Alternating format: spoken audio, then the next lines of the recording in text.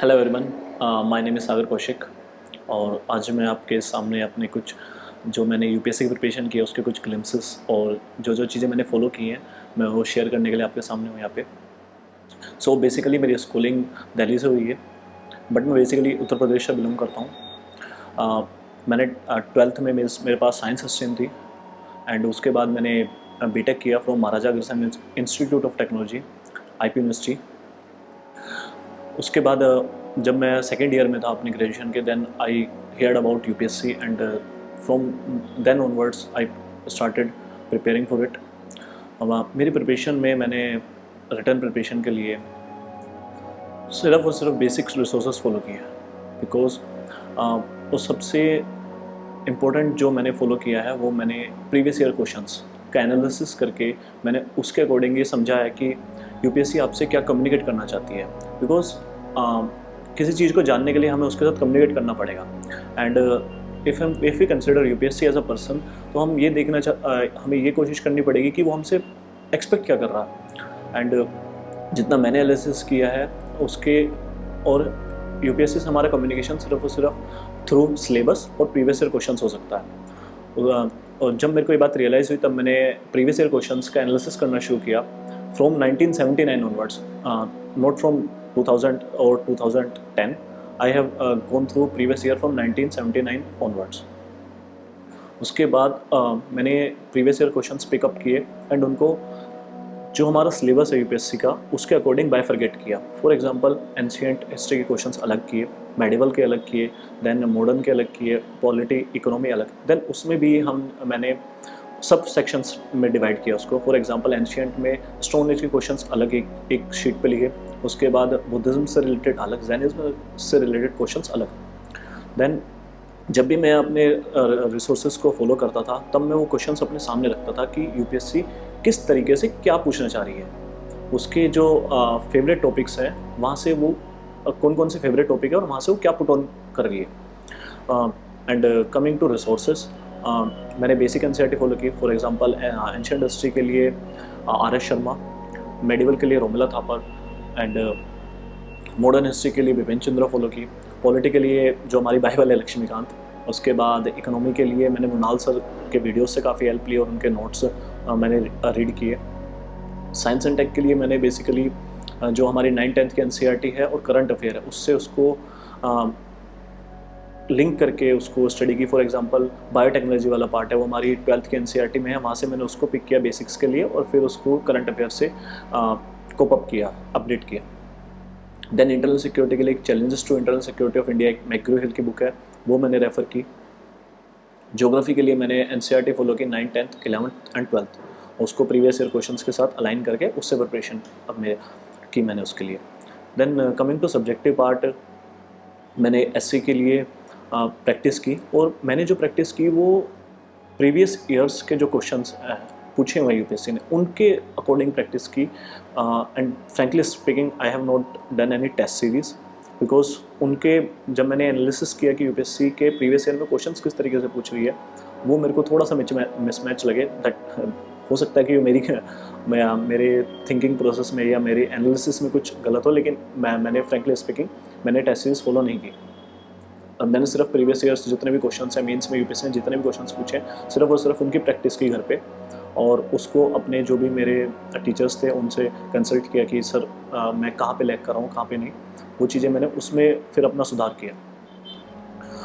Coming to interview part, मैंने interview के लिए पहले अपना डीएफ थोरोली प्रिपेयर किया। मैंने अपनी हॉबीज़ के ऊपर वर्क किया, उनका हिस्ट्री क्या है, करंट अफेयर उनसे कैसे रिलेटेड है, और उसमें मेरी क्या स्ट्रेंथ है, मैं वहाँ पे कहाँ स्टैंड करता हूँ। देन मैंने अपना बैकग्राउंड प्रिपेयर किया बीटेक से रिलेटेड, कि बीटेक में electronics and communication engineering was my branch, और उसके बेसिस पे क्या क्या करंट अफेयर में क्या क्या चीज़ें हैं वो मैंने प्रिपेयर की। उसके बाद फिर मैंने संजीव सर से हेल्प ली। करियर क्वेस्ट इंस्टीट्यूट में मैंने यहाँ पे मॉक इंटरव्यू के लिए एनरोल किया था। Then Sanjeev sir help me a lot, उन्होंने मेरे मॉक इंटरव्यू लिया और ये बताया कि कहाँ पे मेरी पर्सनैलिटी लैक कर रही है, whether it was my pace or whether it was my facial expression, like how I am smiling, or how do I am communicating things from my body language. This was the main important thing which sir guided me. उसके basis पे मैंने घर जाके अपने friend की help लेके अपने interviews, mock interviews record किए और खुद देखा कि मैं कहाँ पे लैग कर रहा हूँ, whether I am behaving like a person who is fit for UPSC or I am just like doing things in a manner which students do. बाकी मैंने और भी जगह मॉक इंटरव्यूज़ के लिए किया था, लेकिन उसके कंपैरिजन में मेरे को संजीव सर की एक चीज़ मेरे को अनएक्सपेक्टेड, मैं कहूँगा आई एम क्वाइट सरप्राइज्ड कि सर ने जो भी मेरे को बताया कि तुम यहाँ पे स्टैंड कर रहे हो, दिस वाज योर क्वालिटी, उसमें, और सर ने बताया कि कितना तुम स्कोर कर सकते हो, that was too close to what UPSC has given me in marks. So I was quite helpful कि सर ने मुझे गाइड किया. And coming to one more important part कि आप लोगों के लिए क्या मैं हेल्प कर सकता हूँ, क्या मैं अपनी तरफ से बता सकता हूँ. सो मेरी तरफ से सिर्फ आपके लिए यही टिप्स हैं कि आप जो भी यूपीएससी से रिलेटेड थिंग्स हैं, for example either it's syllabus और इट्स प्रीवियस ईयर क्वेश्चंस, आप उस पर रिलाई कीजिए. बाकी चीज़ें उसको अपना कोर बना के बाकी चीज़ें उसके आसपास रिवॉल्व होती रहनी चाहिए. आप ये देखिए कि कहीं आप जो चीज़ें रीड कर रहे हैं, जिन चीज़ों का आप डेली फॉलो कर रहे हैं, कहीं वो यूपीएससी से मिसमैच तो नहीं हो रही हैं कि यूपीएससी पूछ क्या रहा है और आप क्या प्रिपेयर करें. क्योंकि मैंने ऑब्ज़र्व किया, मैंने खुद के ऊपर भी ऑब्ज़र्व किया, पहले मैंने भी रैंडम चीज़ें ज़्यादा फोकस रहा मेरा, और मैं ट्रैक जो था मेरा यूपीएससी से काफ़ी डिफरेंट हो गया था. देन मैंने रियलाइज़ किया कि ऐसा कहाँ इशू आ रहा है कि मैं अलग चीज़ें पढ़ रहा हूँ, जो चीज़ें मैं पढ़ रहा हूँ वो यूपीएससी डिमांड नहीं कर रही है. तो वो मुझे पता लगा सिर्फ और सिर्फ प्रीवियस ईयर से. सो मेरी आप लोगों के लिए यही एक टिप है कि आप प्लीज़ प्रीवियस ईयर को फॉलो कीजिए, उनका एनालिसिस कीजिए. और मैंने ये देखा कि मेरे जितने भी फ्रेंड्स हैं, मैंने देखा कि वो सिर्फ उनको रीड करते हैं. क्वेश्चंस को रीड करना मेरी तरफ से, अगर मैं अपने बारे में अपनी तरफ से कुछ राय दूं, तो वो सिर्फ रीड करना इज़ नॉट सफिशिएंट. आपको एक ही क्वेश्चन के साथ टाइम स्पेंड करना पड़ेगा. हर क्वेश्चन के जो ऑप्शंस हैं आपको उनको भी देखना पड़ेगा कि ऑप्शंस में क्या क्या है, क्योंकि यूपीएससी ने काफ़ी बार प्रीवियस ईयर के ऑप्शंस से ही क्वेश्चंस न्यू फ्रेम करें. जैसे कि 2018 में आई थिंक 2020 में मिताक्षरा के ऊपर एक क्वेश्चन था, and that was from the 90s के क्वेश्चंस के ऑप्शंस में से उसको उन्होंने पिक किया. सो आपको उस पर थोड़ा टाइम देना पड़ेगा कि ऑप्शंस के बारे में पता करना पड़ेगा कि ऑप्शंस में क्या पूछ रहा है, और फिर उसको बायफर्गेट करके अपने सिलेबस में इंक्लूड करना पड़ेगा. And about what to read, आप अपने जो आपके बेसिक रिसोर्सेस हैं लाइक एनसीईआरटी और जो बुक्स है, स्टैंडर्ड बुक्स है, उनको फॉलो करने के बाद ही, उनको अच्छे से रिवाइज और रीड करने के बाद ही आप बाकी चीज़ों की तरफ जाइए. आप ये मत कीजिए कि मार्केट में इतना सारा चीज़ें अवेलेबल हैं, न्यू चीज़ों के बारे में के पीछे मत जाइए, न्यू रिसोर्सेज के पीछे मत जाइए. जो आपके ओल्ड रिसोर्सेज हैं उसी को फॉलो कीजिए, उसी को 5 बार 6 बार 10 बार उसको अच्छे से रिवाइज कीजिए. बिटवीन द लाइन्स उनके रीड कीजिए कि ये बेसिकली क्या कहना चाहता है. लाइक लक्ष्मीकांत की हम एग्जाम्पल लेते हैं, तो लक्ष्मीकांत अपने आप में इतनी वास्ट बुक है, अगर उसको अच्छे से आपने बिटवीन द लाइन उसको समझ लिया, उसके वर्ड बाय वर्ड आपने उसको रिवाइज किया, तो फिर वो मोर वन ऑफ सफिशिएंट है. इफ़ उसको हम करंट अफेयर के साथ कंबाइंड कर देते हैं तो काफ़ी आपकी प्रॉपर हेल्प कर सकती है. लेकिन आप ये मत कीजिए कि लाइक हर कोचिंग इंस्टीट्यूट का अलग अलग मटेरियल है, आप उसके पीछे मत रन कीजिए कि मेरे को ये भी करना है, ये भी करना है. You will and up getting nowhere in my point of view. तो उस पर ज़्यादा फोकस कीजिए कि एनसीईआरटीज़ क्या बोल रही हैं, क्योंकि यूपीएससी की एक टेंडेंसी है वो बेसिक ज़्यादा, in the sense basic book से ज़्यादा पूछता है. क्योंकि यूपीएससी सिर्फ उन बच्चों के लिए अपना एग्ज़ाम नहीं बना रहा है जो यहाँ पे राजेंद्र नगर में कोचिंग इंस्टीट्यूट में पढ़ रहे हैं, वो उस बच्चे के लिए भी अपना एग्ज़ाम फ्रेम कर रहा है जो कि कहीं दूर गांव में बैठ के प्रिपेयर कर रहा है, और उसके पास लिमिटेड रिसोर्सेज हैं, उसके पास लिमिटेड चीज़ें हैं, उसके पास बेसिक्स हैं. उसके लिए भी यूपीएससी सोचता है. तो आप सिर्फ ये मत सोचिए कि अगर मैंने कोई कोचिंग इंस्टीट्यूट के नोट्स नहीं पढ़ पाया हो तो उसकी वजह से मैं लैग कर जाऊँगा. This is not the case in my point of view. बस आप अपने बेसिक्स पर रिलाई कीजिए और अपने रिसोर्सेज को बार बार उसको रिवाइज कीजिए. That will be sufficient in my point of view. So coming to my interview experience, this was my first UPSC interview. And जो मेरा इंटरव्यू था वो टोटली बेस्ड हो गया था माई टेक्निकल बैकग्राउंड, बिकॉज मैंने 2020 में अपनी बीटेक कंप्लीट की एंड 2021 में मेरा इंटरव्यू था. 20 दिसंबर वाज द डेट. एंड उन्होंने पूरा का पूरा इंटरव्यू जो था अराउंड 75 to 80% मेरा टेक्निकल बैकग्राउंड पे था, which was unexpected for me. And frankly speaking, I have not done BTech with my whole heart.